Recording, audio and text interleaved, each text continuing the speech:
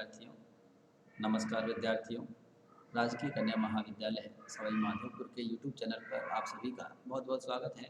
हम इस कक्षा में बीए भाग द्वितीय वर्ष हिंदी साहित्य प्रथम प्रश्न पत्र उद्दर शतक पाठ्य पुस्तक पढ़ते आ रहे हैं और आज की कक्षा में हम छंद संख्या 35 पढ़ेंगे और उसके बाद के जो छंद हैं वो पढ़ेंगे। छंद संख्या 35 पहले हम देखते हैं। पहले इसका हम पाठ करते हैं, तत्पश्चात इसका भावार्थ, व्याख्या, काव्य सौंदर्य, वैशिष्ट देखेंगे। पहले इसका देखिए। ऊदो का हो सूदो सो सने, ऊदो का हो सूदो सो सने। पहले तो यह प्यारे पर देश ते का भेदों पागे बारी हो, कहे रते ना करे तिहारी पर बातने में, बीड़ी हमें काबिलो करे जो मने मारी हो। लाए लाए पाती छाती काबिल से रही हाय, धरे धरे ध्यान धीरे कब लगे धारी हो।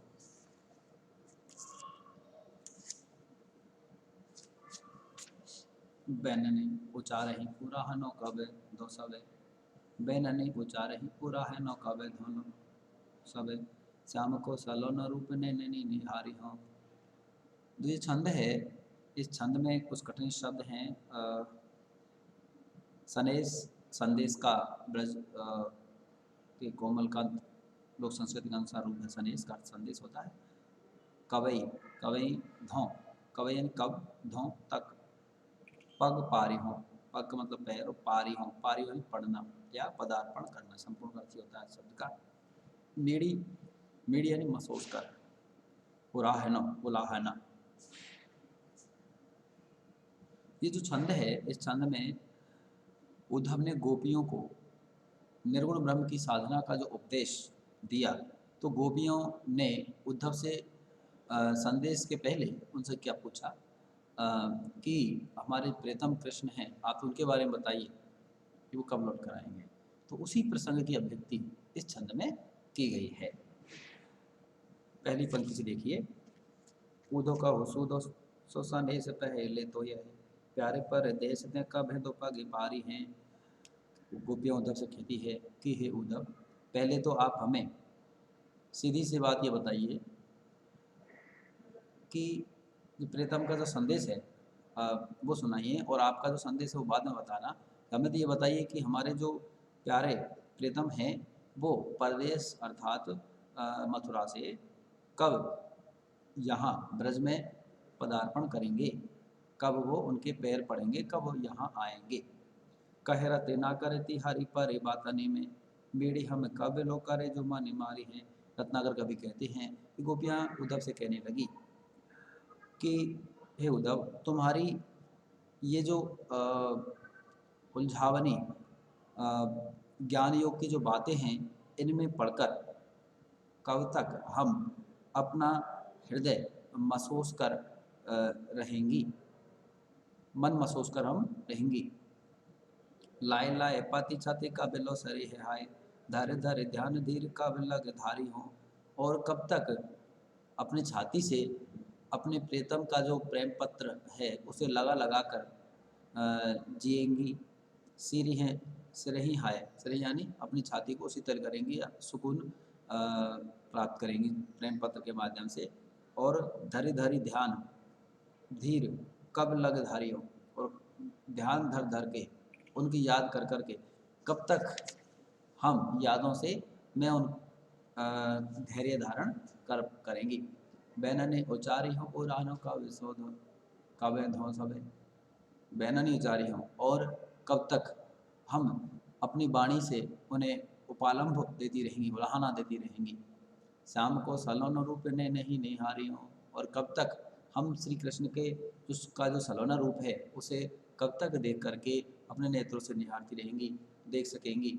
हमें तो ये बता दीजिए।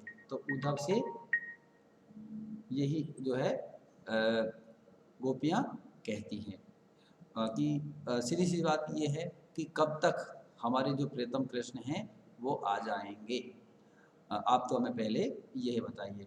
तो यहाँ जो एक संदेश वाहक से सर्वप्रथम संदेश की कामना की जाती है, उपदेश की नहीं। तो गोपियाँ संदेश की कामना के तौर पर यही जो बात है कृष्ण उद्धव से पूछती हैं। यहाँ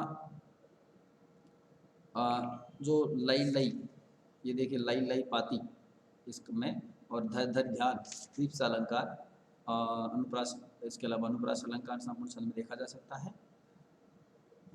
छंद संख्या 36 देखिए, सट रस व्यंजन तो व्यंजन सदा ही करें, सट सट रस व्यंजन तो व्यंजन सदा ही करें, उदो न नीत हूँ सप्रीत कहूँ पावे हैं, कहे रत ना करे वृद्ध को वखाने सब, साची कहो केते गई लालन लड़ावे हैं, रतन सिंहासन विराजे पाके शासन लो, जग चहु पासन लो शासन चलावे हैं, जाय जमुना तट पे, जाय जमुना तट पे को बटे छाई माही, बांसुरी माही का बांसुरी बजावे हैं। इस छंद में कठिन शब्द के तौर पर सटरस व्यंजन यानी 6 रसों से युक्त स्वादिष्ट भोजन, जिसमें सटरस आप जानते हो कि मधुर, मीठा, कड़वा, लवणीय, अम्लीय, कषाय और तिक्त, ये होते हैं। और इसमें जो है पाक शासन का मतलब होता है इंद्र, इंद्र के लिए कहा गया है।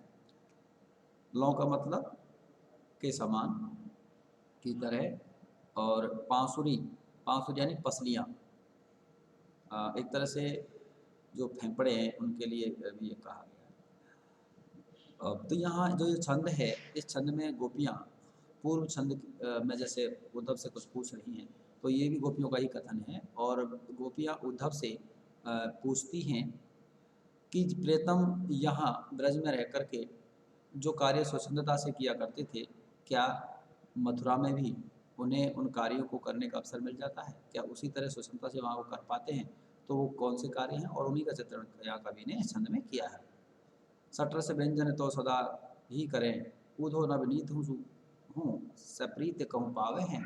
गोपियाँ उद्धव से कहती हैं कि प्रीतम कृष्ण राजा के रूप में सटरस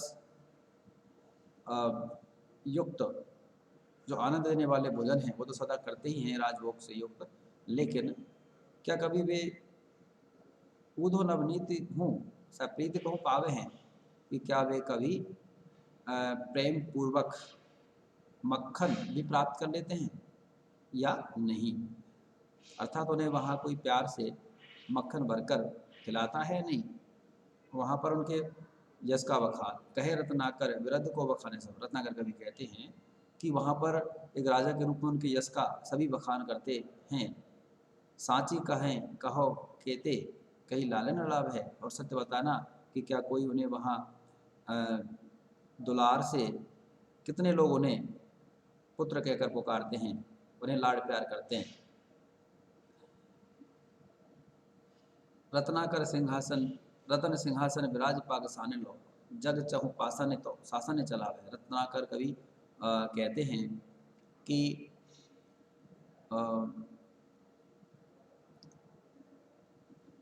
रत्न जड़ित सिंहासन पर विराजते हुए, रत्न जड़ित सिंहासन पर विराजते हुए उस पर सुशोभित होकर के चारों दिशाओं में वो शासन चलाते हैं।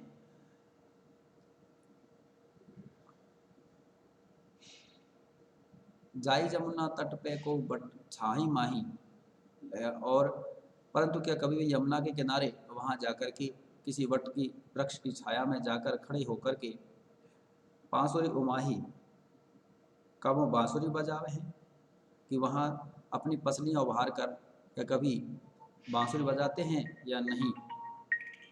तो यहाँ इस छंद में श्री कृष्ण ने मथुरा में जो शासन संचालन करते समय ब्रज के जो स्वाभाविक प्रेम व्यवहार है उसका कि करते हैं या नहीं, उसका चित्रण यहाँ पर किया गया है।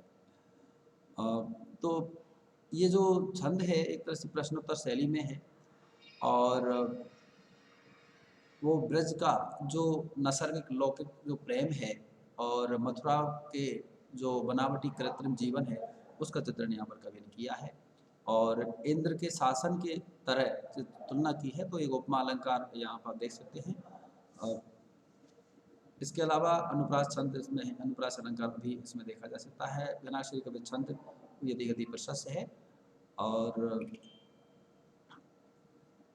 एक वियोग श्रृंगार का जो स्मृति के रूप में यहाँ पर चित्रण किया गया है। हम आज की कक्षा में हम इतना ही पढ़ेंगे।